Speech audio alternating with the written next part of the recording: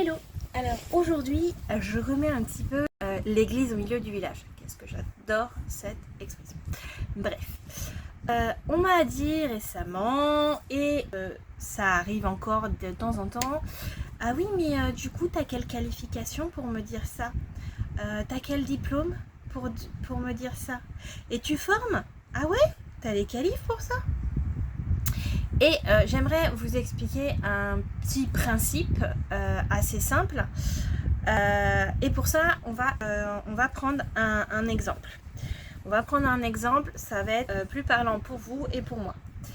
Vous avez deux personnes qui bossent dans l'électroménager, qui adorent les machines à laver. Vous avez le premier, on va dire Tom, qui lui a étudié une bonne partie de sa vie, qui a 40 ans, qui a des diplômes partout et qui est... Voilà, il y arrive, c'est bon, il a appris. Ensuite, nous avons en fait, à côté, on a Marc. Marc, lui, il est autiste. Il est autiste et TDA. Et en fait, depuis qu'il est tout petit, il apprend par analyse, par mimique, etc. Et il est au taquet et il regarde partout et il absorbe partout. Et il se trouve que depuis tout petit, il est fasciné par les machines à laver. Voilà, c'est son intérêt spécifique, ou un de ses intérêts spécifiques. Donc, depuis le début, il essaye de démonter absolument tout ce qu'il y a dans la maison, surtout la machine à laver. Et évidemment, il se fait gronder parce qu'il réussit au moins 2 fois. Et puis à ses 10 ans, comme sa famille est habituée à son profil et qu'ils veulent lui faire plaisir, ils lui prennent une petite machine à laver qui peut démonter à souhait comme il veut et apprendre tout ce qu'il y a dedans. Et donc ça fait des années qu'il fouille dedans, qu'il apprend absolument tout ce qu'il peut sur internet, dans les livres et compagnie, et en fouillant dans la machine pour découvrir en fait comment ça marche, c'est quoi le bitonio là, c'est quoi le bitonio là, à quoi ça sert, c'est quoi leur rôle entre les deux et tout. Et ça fait des années qu'il absorbe tout. Tom, lui, a décidé de réparer du coup des machines à laver et de bosser dans un magasin de réparation.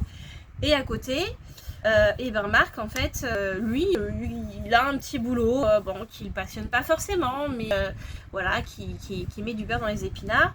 Et il continue, par contre, à aider tous ceux qui veulent, ses amis, les voisins, tout ça, à réparer leur machine à laver sans aucun problème.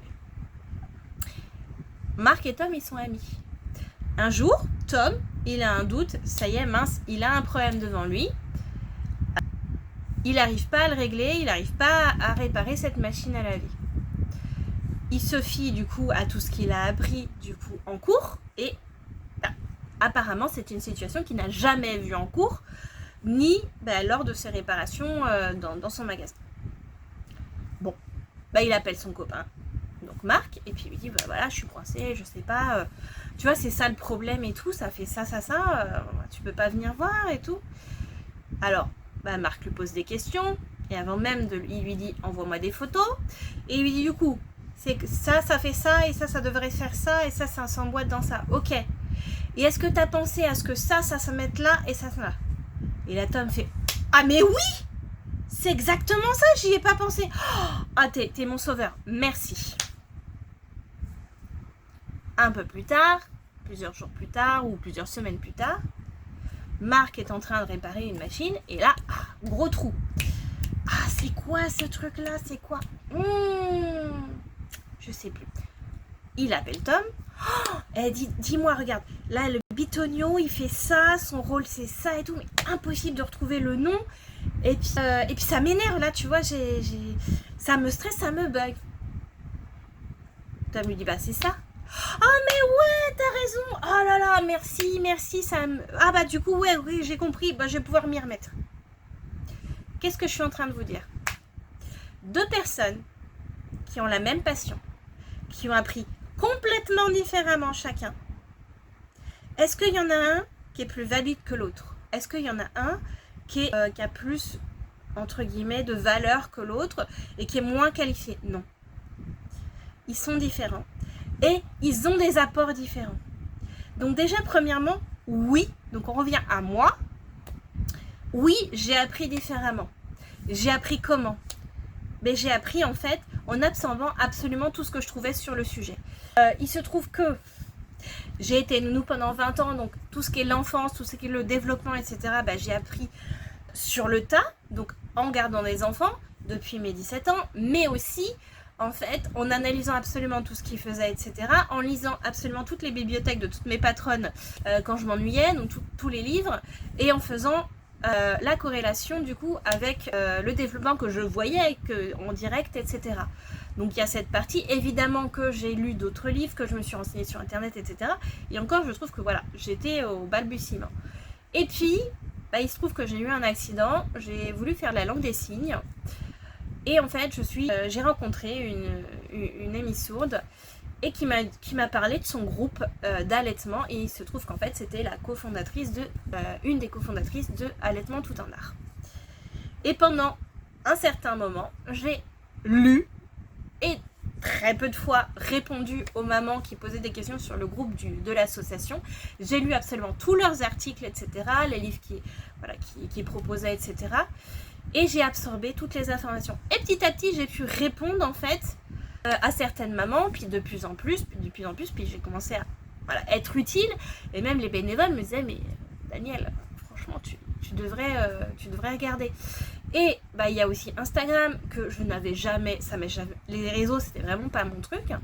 Et du coup j'ai commencé en fait finalement, on connaissait quand même mon nom parce que j'arrêtais pas de répondre dans tous les sens. Et puis en fait sur Instagram j'ai découvert le portage, j'ai découvert ceci, j'ai découvert cela, j'ai Sécurange, etc. J'ai commencé à vraiment plonger dans la périnatalité encore plus.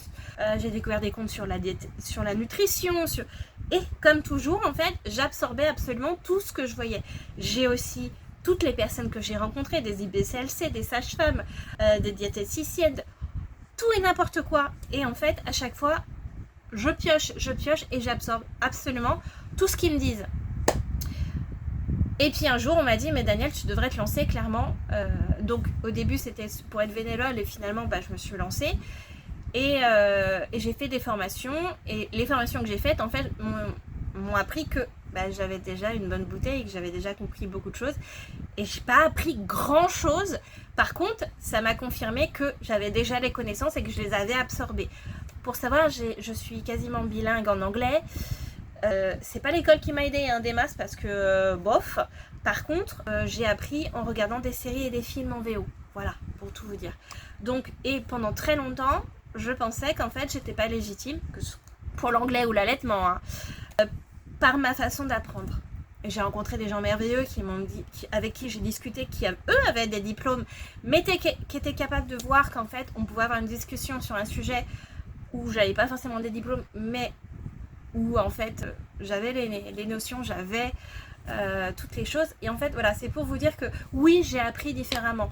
Ça n'empêche pas que j'ai fait des formations, j'ai appris des trucs, j'ai fini par en faire plusieurs, voilà, et je me suis formée frein parce que du coup ça avait un lien direct avec quasiment toutes les mamans que je voyais en tiers allaitement, et puis à force, voilà, j'ai roulé ma bosse. Plus il faut dire qu'avec mon fils on a eu tout, c'est-à-dire qu'on a eu la prééclampsie, donc on a eu la prématurité, on a eu donc l'enfant qui arrive avant, on a eu la césarienne d'urgence, on a eu le fait que je ne puisse pas lui donner le sein tout de suite, j'ai pas eu le bon tire-lait, donc je n'ai pas tiré, donc je l'ai pas tiré pendant près de 2 mois de sa vie, donc du coup j'ai dû découvrir les biberons de lait parce que j'en donnais avant quand j'étais nourrice, bien sûr, mais en fait je donnais ce qu'on me disait de donner.